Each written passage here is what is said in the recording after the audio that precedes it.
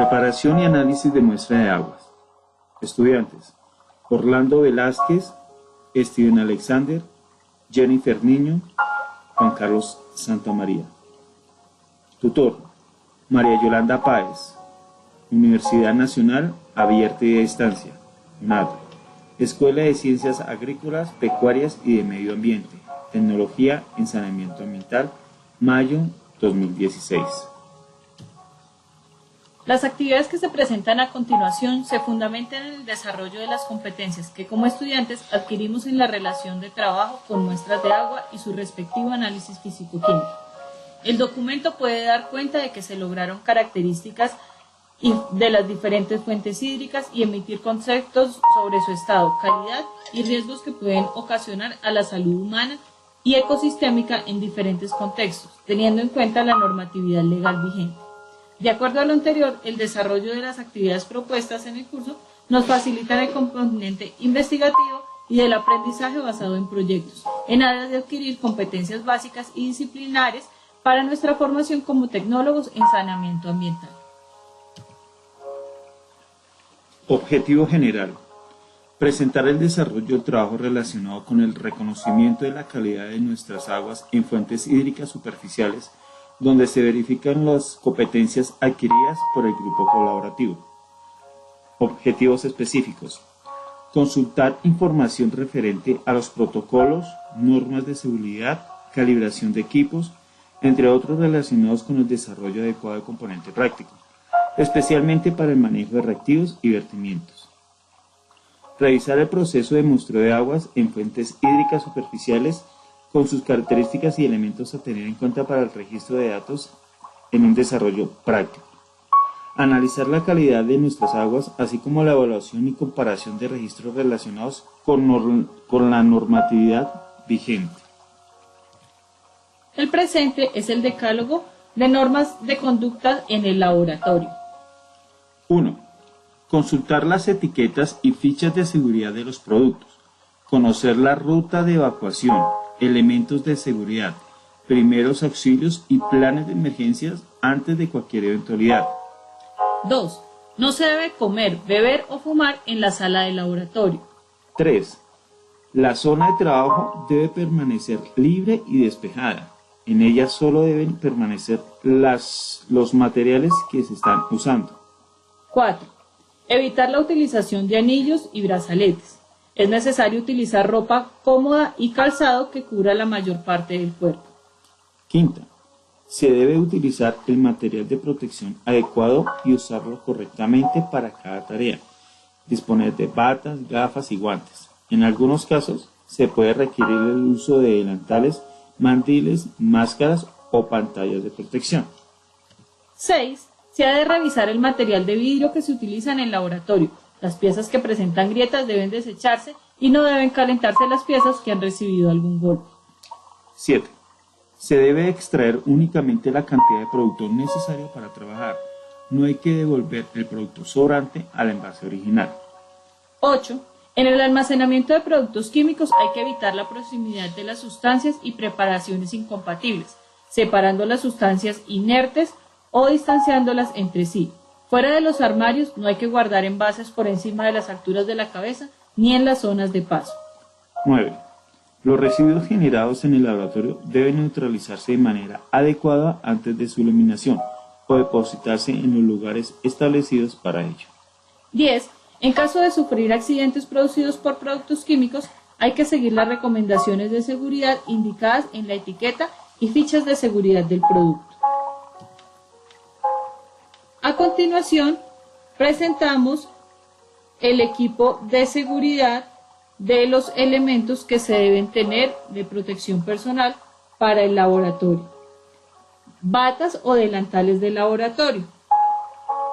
Estas nos permiten protegernos de cualquier salpicadura de elementos y además contra el derrame de sustancias químicas o material biológico como sangre o líquido de cultivo. Gafas de seguridad y viseras. Este es un material para proteger los ojos y el rostro de salpicaduras e impactos de objetos. Dependerá de la actividad que se lleve a cabo. Mascarillas respiratorias. La protección respiratoria puede utilizarse cuando se realizan procedimientos de alto riesgo, como un derrame de material infeccioso. El tipo de mascarilla deberá ser elegida dependiendo del tipo de peligro. Existen respiradores con filtros para protegerse contra gases, vapores, partículas o microorganismos. Guantes. Las manos pueden contaminarse cuando se trabaja en el laboratorio.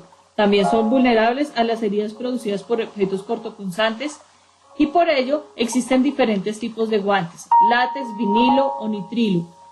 Estos últimos, de tipo quirúrgico, aprobados para uso microbiológico, son los más extendidos en el trabajo del laboratorio y para la manipulación de agentes infecciosos, así como la sangre y otros líquidos corporales. Cofias se utiliza para proteger los espacios y el cabello de cualquier eventualidad. Dentro del proceso del laboratorio es importante tener en cuenta las técnicas de calibración de los equipos. La calibración se emplea para comparar los valores de las magnitudes que enseña un instrumento con valores de referencia de mayor exactitud y han sido aceptados por los organismos nacionales e internacionales. La calibración de un instrumento se realiza bajo condiciones específicas y su calidad se garantiza con la precisión de las medidas, la exactitud, los patrones y la validez de la calibración. La elección de una técnica de calibración depende del método instrumental, de la respuesta del instrumento y de las interferencias presentes en la matriz de la muestra y el número de muestras para analizar. Tres técnicas de calibración son las más comúnmente utilizadas: la curva analítica, la gráfica de trabajo, el método de adición de estándares y el método de estándar interno. Adicionalmente, existe la calibración de los equipos eléctricos, balanzas analíticas, turbidímetro, pHímetro,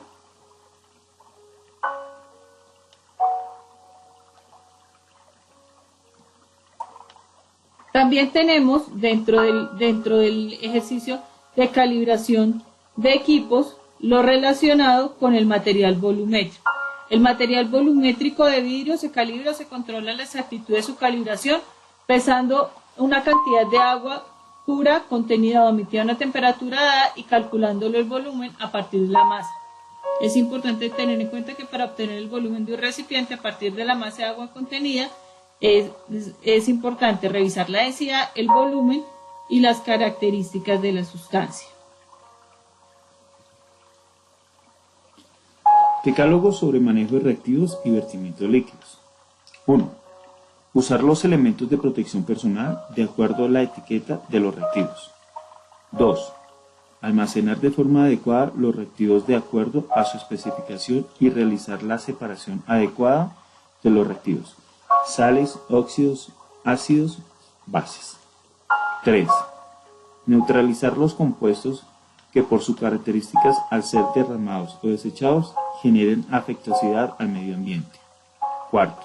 Tener precaución con las fechas de vencimiento de los reactivos. 5. Seguir las instrucciones y normatividad del laboratorio. 6. Identificar las características de peligrosidad de cada uno de los residuos o desechos, según artículo 7, decreto 4741 del 2005. 7. Garantizar que el envasado o empacado, embalado y etiquetado de sus residuos o desechos se realice adecuada a la norma vigente. 8. Con respecto al transporte de residuos o desechos, dar cumplimiento a lo establecido en el decreto 1609 de 2002. 9. Tener en cuenta que está prohibido verter en la red de alcantarillado materia prima que implique en el correcto funcionamiento de los colectores, sólidos, líquidos o gases combustibles inflamables, explosivos, irritantes, corrosivos y tóxicos. 10. Para reducir los vertimientos es importante realizar los procesos cuidadosamente, seguir la guía de seguridad, elegir agente de limpieza que reduzca la contaminación por vertimientos, tanto en volumen como en peligrosidad. Dentro del trabajo realizado se tomó un muestreo de aguas en fuentes hídricas superficiales.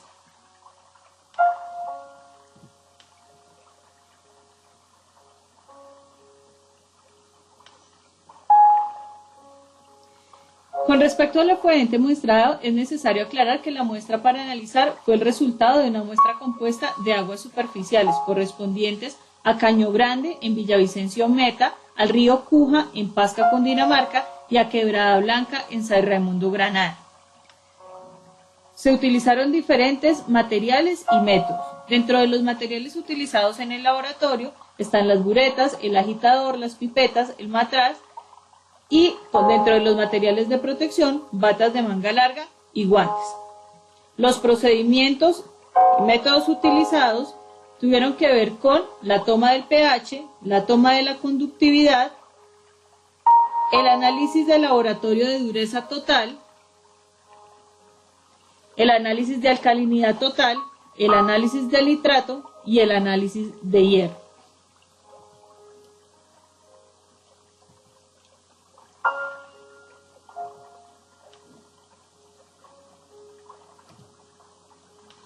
Análisis de la calidad de muestra de agua. Se realizaron algunos parámetros en los cuales se compararon con la norma 2115 del 2007. Bajo el cumplimiento de las normas, la conductividad, los nitratos y la alcalinidad total son los únicos parámetros que cumplen con la normatividad.